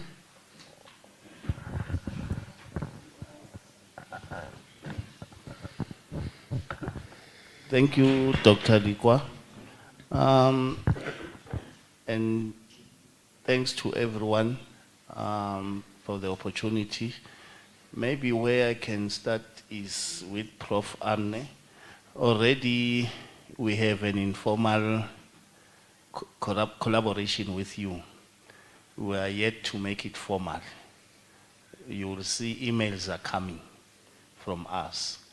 And this is not one of the last times that you'll be here in terms of the collaboration. This is the first of many instances where we'll be expecting you to fly from Norway and also engage the international office with the funders to also, some of us, fly to your space so that you teach us in terms of lesson studies. And then I move to the issue at department. We've been told that there's some piloting in terms of lesson studies in most of the provinces, and this seems to be a way to go as you listen to Bondate Mphahlele talk about it. And choosing this seminar to come to Limpopo because we stole Arne from Amesa and brought him here, and all the provinces didn't get him the knowledge that he brought to us, and were privileged. So this was the platform to say, then Limpopo will fly in terms of that. But lastly, I would like to say to Bondate Mphahlele, please spread the gospel. If you look at the register, the invitation was sent to all districts. And it's worrisome when a few districts will come when the invitation was sent to all. But in any instance where there is movement, there's always one driver, and which is you, that they will drive the other colleagues in the districts to join, so that by the time the lesson studies are fully fledged in the country, we are not left behind. So such an initiative, we are going to work with you in collaboration with Prof. Arne to assist. But again, I think lastly, the collaboration goes further. It starts with our students, as I was talking to them here, to say, whatever that we tell you to do, try it out in your classrooms as part of changing, so that by the time we do the lesson studies, you are going to be our ambassadors, because you are the ones who are with us, who are accessible to us, and you're also in the schools. Like the issue that I raised in terms of the focus. If the focus is on the learner, you don't go there and teach. You just say, the answer is this. Give us how you got to the answer. It allows conceptual understanding, and it shifts the focus in learners computing. Because like if you were given Likwa, according to what we see in textbooks, they say find cos 60, I was telling them here. They just punch it on the calculator. But if you say, give us the dimensions of the triangle that has cos 60, there's a lot that learners will do there. And they will think in so many ways. Because at some stage when the hypotenuse decreases, there's something that happens to the other side. So such thinking shifts the focus in terms of the teacher, and it allows you to find the activities for the lesson studies that are relevant, that will be focused on learning. So such, again, needs us to work closely with the districts, and we are available. We are going to assist. We are going to collaborate with the districts, and it doesn't mean that Arne will be attached to us. Also, the districts, if they are available, he will also lend his hand to the districts. Thank you, Likwa. Thank you very much. Can we give those words a round of applause, colleagues? So it is clear that we are all open to a collaboration. And then I would say to Professor Chweni, as she has indicated that she will be starting with the proposal, to say, let that have some sort of a committee which you will work with, and we have the district represented. So we take a community engagement or an engaged scholarship kind of an approach when we do the proposal, so that it is dialectic. So we conceptualize it together with the district representatives, and then we also build in the element of human capacity development to see how different stakeholders can benefit as and when we carry out the lesson study itself. So from my side, colleagues, I think it was a very informative 2 days. If it wasn't because of other resources, time included, we would spend more time, maybe even a week, just to finish at least one plan of our lesson study. But unfortunately, we'll just have to carry the commitment and the inspiration that we gathered in the 2 days. And we can all agree that it needs commitment and it means hard work. So time is not there, but we need to create it somewhere. So we have come to the end of the program. I am going to invite the Executive Dean of the Faculty of Humanities to come and have the votes of thanks and closure. When she is done, we will all have our lunch in the restaurant. And thank you very much for working with me over the 2 days. Thank you.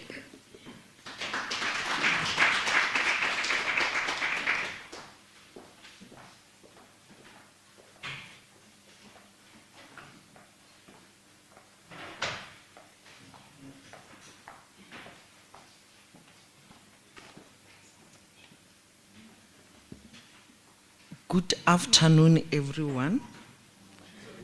Protocol observed. It's a surprise that already I hear collaboration. And I was feeling for our visitor, whether that was negotiated or what. It's like it's a done deal. And I'm not sure whether they negotiated with you already. But it seems like now they have put you in a situation where you can't say no, because they are already excited and saying they will be collaborating with you and somebody will be preparing a proposal. That's how Africans work.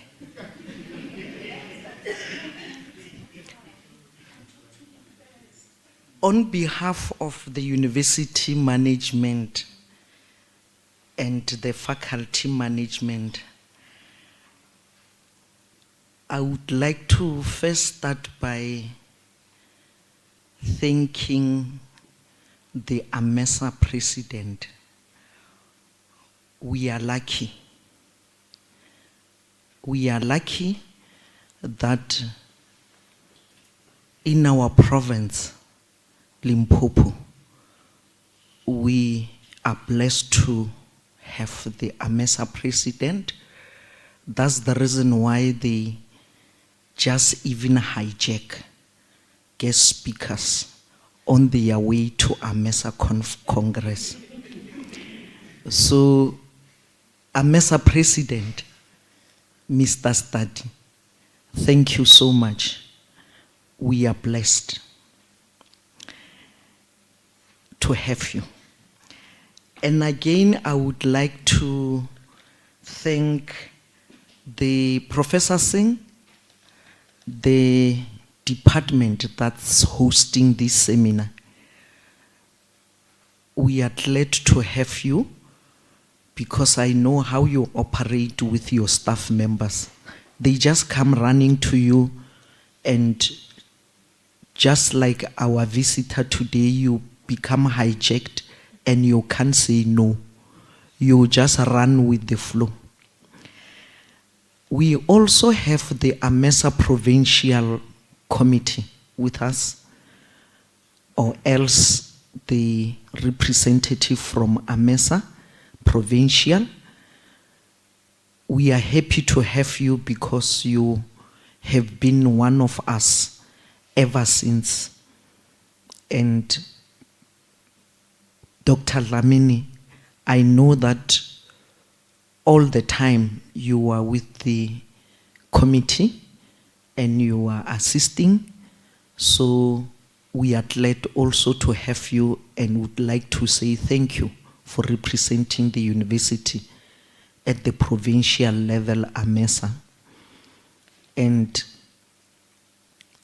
I would like also to thank the other provincial representatives from the different sections.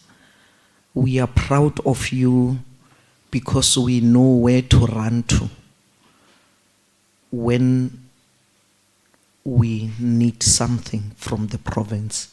So thank you so much. We highly appreciate your presence. And there are maths educators from the province. When I was still younger, I was part of you as a maths educator. It's just that now I'm retiring and I will just be also supporting you from the old age home in town. We have learned a lot, our visitor, Professor Jacobson. We, as a university, it wasn't going to be possible for others also to join us virtually if marketing and communication division is not part of us. So would also like to thank them so much because they are all the time supporting us for our activities in the Faculty of Humanities.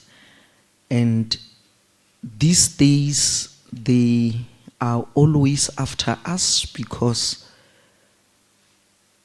if it's not all of them, they are groomed from the faculty.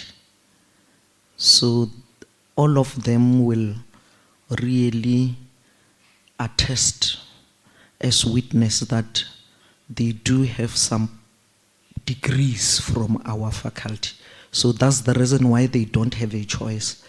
They must just put their ears on the floor for the activities that are taking place in the Faculty of Humanities, and for them is not negotiable. Prof. Jacobson, they stole my words because what I have learned from morning, I just underlined 3 things from the lesson studies. And the key one was collaboration. The key one was collaboration, and I was able to pick up student learning. I was also able to pick up teacher learning of content, of curriculum, and also of student thinking. So what it tells us, you were also emphasizing that as they plan their lessons, they must always have the research question. So in a way, I was saying, if there is any one of them here who cannot grasp the research, the formulation of the research question, it will be a surprise. So they don't have any excuse going forward not to register for higher degrees if they are not yet there, because already they can formulate research questions from the lesson studies, and they are going to, those who have already submitted their proposals will have to improve. So they don't have an excuse of taking more than 2 weeks for their proposals to be approved. I think I have thanked everyone, and I just forgot one person, that's me, to thank myself for ultimately agreeing that this seminar takes place, because all of them were denied an opportunity to go before they submit their marks. So I'm thinking myself that that could be done. They have complied. That's why we are here. And as token of appreciation for my approving their leave, they requested me to give you a token of appreciation as a gift. And you don't have to declare it. It's something that even when you bought a plane back home, you are not going to declare it. So I'm going to request you to come in front so that I hand it over for them to be witness that I did not take it home.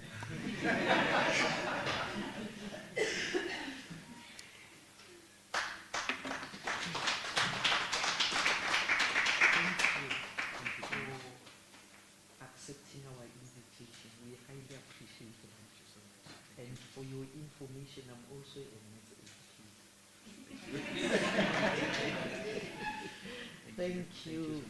On behalf of everybody, we are really glad that you accepted our invitation before you could go to AMESA Annual National Congress, starting from the 26th to the 30th of June.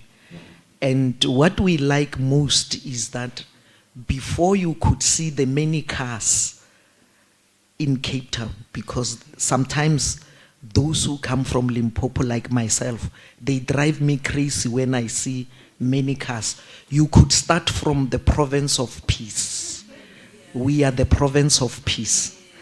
And if every time you decide on a trip, we'll be glad to host you. Thank you so much.